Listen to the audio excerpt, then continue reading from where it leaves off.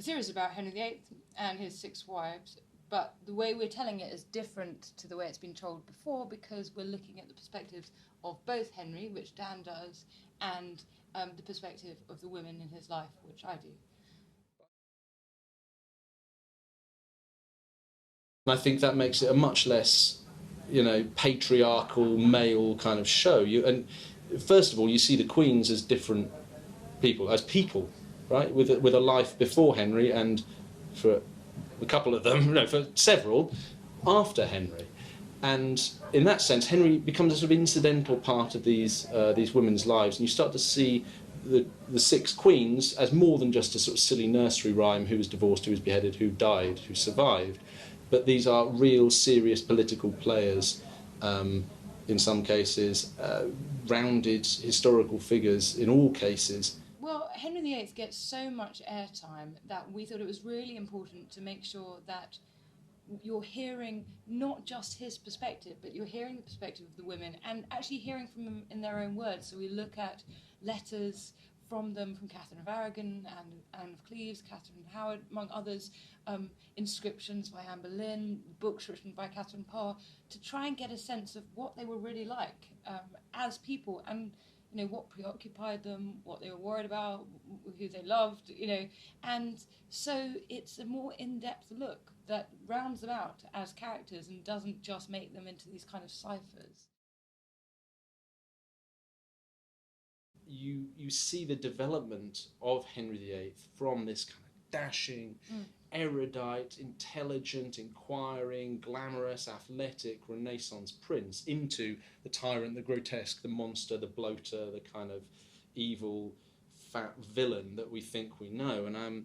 And it's a really helpful way to see that progression by taking the perspectives of the wives throughout the series. He does become a tyrant, that's for certain, and he makes decisions that are ill thought out and have terrible consequences. But I think in looking at him over time like this, you start to understand why he makes some of those terrible decisions. So actually, even though we can see that he is a monster by the end of his reign, we've kind of figured out why he got there, because we looked at him as well as the wives. Well, Catherine of Aragon obviously started off as the bride to Henry's brother, Arthur, and so we pick up the story early on in her life with that marriage and with the union of those two and Arthur's sickness, and then this period of 7 years when she's waiting to find out what's going to happen to her before Henry marries her. And that's a period which historians have started to look at in detail recently, and we're bringing out the sort of the desperateness of that situation because she had very little money. I mean, she had to sell off jewellery in order to feed herself. So we're looking at how uncertain a time that was for her and what impact that has. And then we go on to look at her strength of character as a queen, the battle at Flodden Field, which is her success when Henry's just messing around in France and not achieving very much, and then obviously moving into the more familiar story of the succession of infant mortalities. But I think bringing that home, I think we often talk about, Catherine had all these miscarriages and these stillbirths, but actually if you feel that, if you think about what impact that must have had for the couple, had a child that died after 7 weeks, a little boy. I think one of the advantages of doing it with the drama is you get some of that pathos. You suddenly actually understand it as a human experience. You kind of get the prehistory of Henry in this first episode. And by that I mean you don't pick him up in his pomp.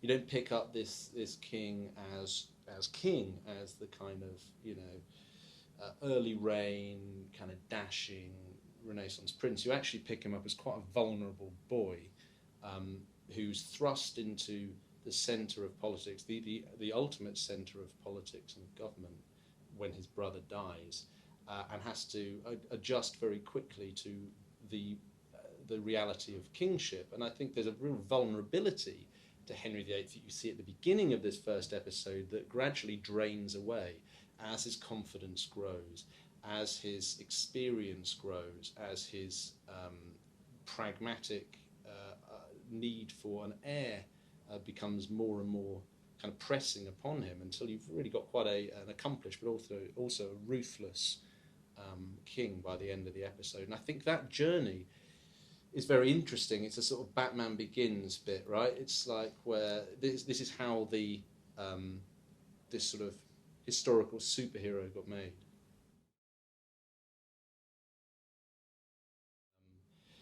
You've got a very formative and an important time in English and in British and indeed in European history, political history, religious history, social history, cultural history, and its driving forces and its motivating events occur in a domestic setting. It's like the soap opera that blows out across the whole of the country and across the history of England and of Britain that you can still feel today, but that's played out in court with these incredibly charismatic, willful, feisty characters. Yeah, in some cases, some survive and some don't survive, and so it's inherently dramatic in a kind of theatrical sense, and it's also incredibly important. And that blend of those two things is very, very powerful. exactly. So it's tabloid history. You couldn't make it up. 6 wives kills 2 of them, but also it's the beginning of the Church of England. It's the beginning of really using Parliament. We disagree about this perhaps, but I'd say it's really using Parliament in a way that brings long-lasting, far-reaching change. It's the beginnings of the Navy, which leads to the beginnings of empire. So it's a sort of foundational period in history of our nation, in that it's the sort of the creation of the modern state, and everything that we think of as modern kind of comes from this period, I think.